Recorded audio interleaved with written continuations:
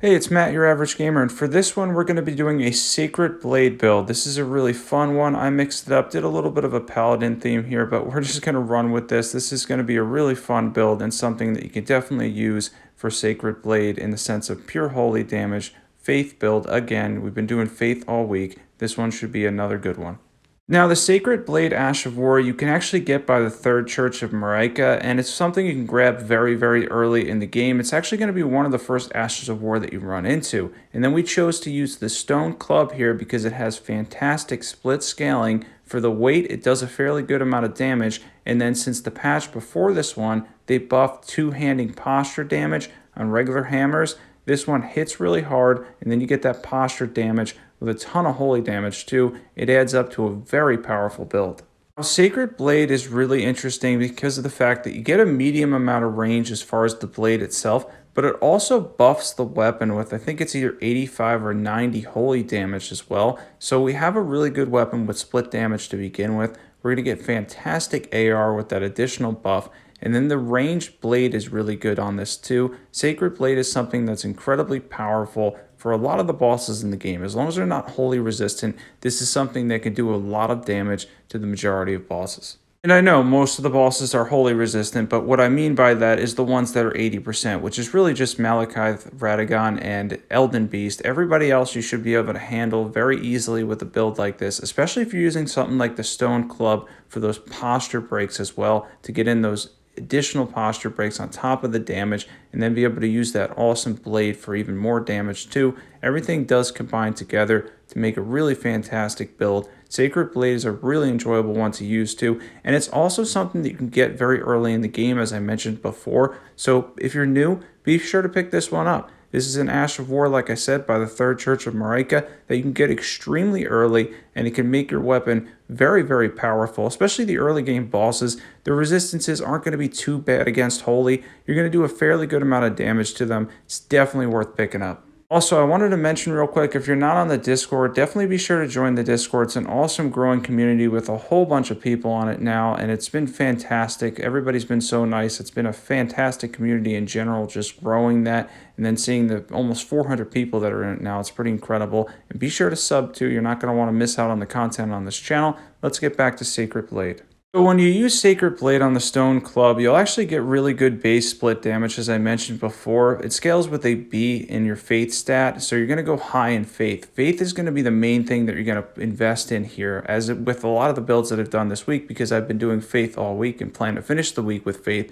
You're going to mainly invest in the Faith stat, and then only a little bit as far as the physical portion, because the D in Strength isn't too much as far as damage goes. And once again, we're on New Game Plus 7 here. I think Journey 9 at this time for this character, and we're taking on mainly field bosses and whatnot to test out the Ash of War and how powerful it is. And Sacred Blade is something that honestly I really enjoyed using. This is very powerful for regular bosses. I'm going to show it on mobs and stuff as well too. It definitely succeeds. It is holy damage after all, so it's going to have some resistances as far as main bosses go. But with the posture damage that we mentioned, with the physical portion, and the fact that we have pretty good AR, you should be able to take on many of the bosses in the game without too much trouble if you enjoy Sacred Blade. This may be one of my favorite regular Ashes of War for Holy now, because it's just something that I figured out is really powerful when utilized, especially with the right weapons, and I feel like the Stone Club was a good pick for this. I really like that boost they gave to two-handing hammers as far as posture damage goes. That's really convenient here. Also want to mention real quick, we have a whole bunch of really good videos this weekend, a couple different crazy things I thought of, and a list. It's kind of like a tier list for Faith builds later this week. It's going to be very interesting, so definitely be sure to check out all the content this weekend. Trying to mainly keep Elden Ring interesting for myself, for everybody else, and it's maintained that. Elden Ring's one of those games where I found it interesting pretty much non-stop, because there's just so much that you can do, even in PvE, and then obviously you have your PvP players as well. But as far as PvE goes, it's just a huge world. The expansion obviously is probably going to be later this year, but I cannot wait for that. I'm going to be covering that like crazy too. So, common question that's been coming up a lot lately in the comments: buffs are not working properly for incantations and spells. Now, granted, this build is going to be on a Thursday, and they seem to do most of the stuff on Thursday, so it could be fixed tomorrow, which I guess is today by the time this video is posted. But if it's not, incantations and spells aren't being properly buffed, but you can buff Ashes of War, and you can buff melee stuff as well. I'm not sure if it's intended. It doesn't seem like it is intended, but I know that's a common comment lately, and the answer is that's for everybody. They don't seem to be buffing spells and incantations the way they should. So as far as Sacred Blade on mobs, it's something that's going to excel here too because again, the weapon AR is really good. Mobs aren't going to have a ridiculous amount of holy resistance anyway, so it's not going to be something you're going to have to worry too much about. Throw in some buffs here and you can hit them pretty hard. Mobs again aren't going to be too much of a worry with Sacred Blade.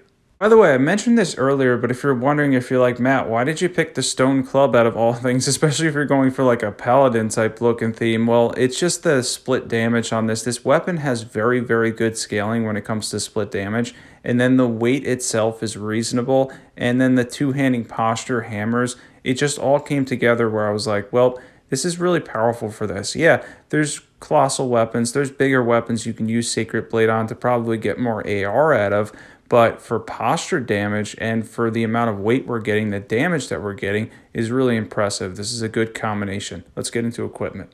For equipment, we have the stone club, preferably plus 25. Any seal will do. We had the malformed dragon set on because it looked cool with the whole holy and just gold theme in general. Dragoncrest, Great Shield Talisman, Sacred Scorpion Charm, Shard of Alexander, Ritual Swords Talisman, and then you have the holy tier, and then something like the defense tier or faith tier would go well with this build too. Now for stats here, we invested heavily in the faith stat because the beam seems to scale really well with faith, and then the flat damage can't really be increased as far as I know from anything. And then secondary to that is strength, which you get a D in scaling in. Obviously a faith. For faith, we have a B in scaling. So between the two, you would highly invest in the faith stat and then go for a little bit of strength. And then everything else as far as stats would be up to you. I always recommend a minimum of 50 vigor now. If you can get it to 60, even better. Let's get into buffs.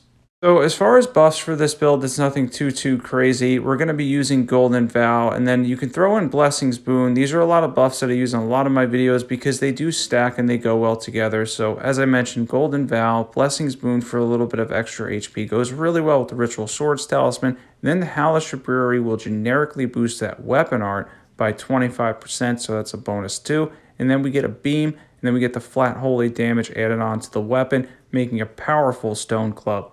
And a little bit of a paladin build, though we do have a club. I don't know if they'd use a club. It'd probably be more like a sword, but even so, we're going with the whole holy and sacred theme. And I don't know, the set that I'm wearing just seemed to match it, so I went with this for once because everybody tells me I need a little bit more style in the video. So it was something that kind of came together, and I enjoyed it. Sacred Blade is a really fun one. By the way, if you're not on the Discord, definitely be sure to join that. There's a ton of people on there, and if you love overpowered PvE builds, be sure to check out all the awesome builds on my channel. There's like an entire library there now. Thanks for watching, and as always, I will catch you guys there.